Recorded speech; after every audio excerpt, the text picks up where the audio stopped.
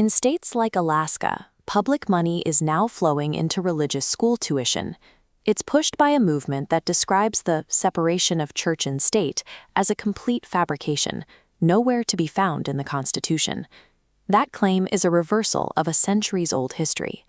Long before Thomas Jefferson wrote his famous letters, the wall of separation was imagined by a 17th-century Puritan minister named Roger Williams.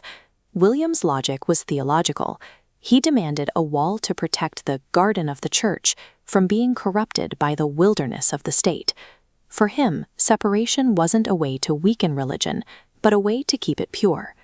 Today, however, that logic is being inverted.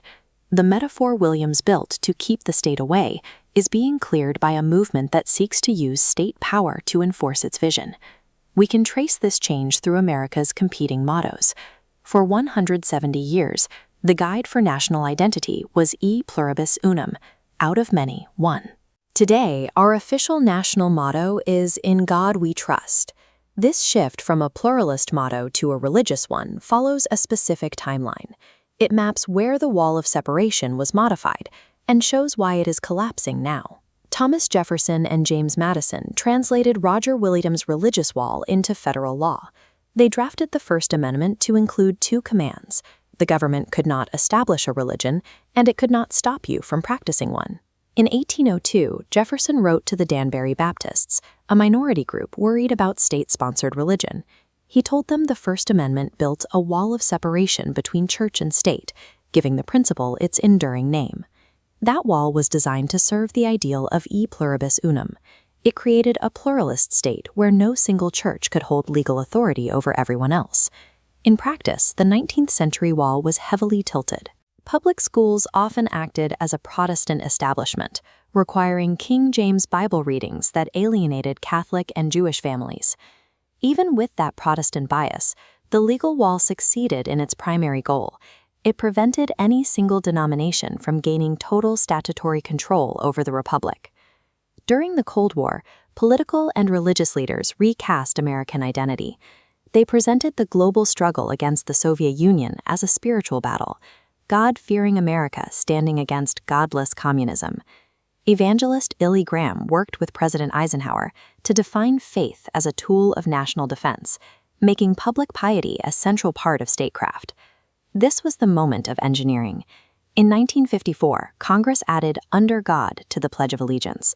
2 years later, they legally adopted "In God We Trust" as the official motto. While often described as a founding value, this state-endorsed religious identity was a product of the 1950s. It was a pivot from the earlier pluralist era. In the 1960s, the Supreme Court finally enforced a stricter wall. It struck down state-led prayer in public schools, ruling that the government has no business composing prayers for children to recite. Millions of Americans felt their traditional culture was being outlawed. They saw morning prayer as a moral anchor, and they viewed the court's decision as a direct assault on their faith. This resentment fueled the rise of the moral majority and the religious right.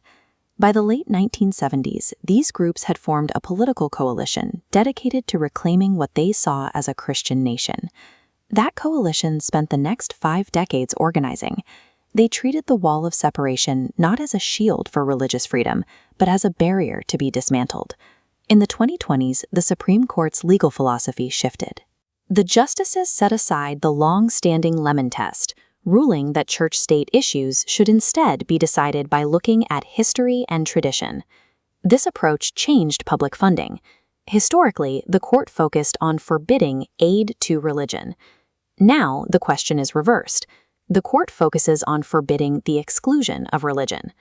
If a state funds private secular schools, it is legally required to fund religious schools too. The court has redesigned the wall's architecture. It now facilitates the flow of public money into religious institutions. The modern movement has moved past simply lowering the wall. Its latest strategy is to claim the wall was never there, that the entire principle is a humanist invention. This biblical worldview seeks to eliminate the neutral public square. It aims to use the state to enforce a specific religious morality on the entire population. This is exactly what Roger Williams warned about in 1644. He believed that when the wall is broken, the wilderness of the state eventually overwhelms and defiles the church. Erasing the wall targets the pluralist democracy promised by E Pluribus Unum. Without that boundary, we lose the inclusive nation that was built to be one out of many.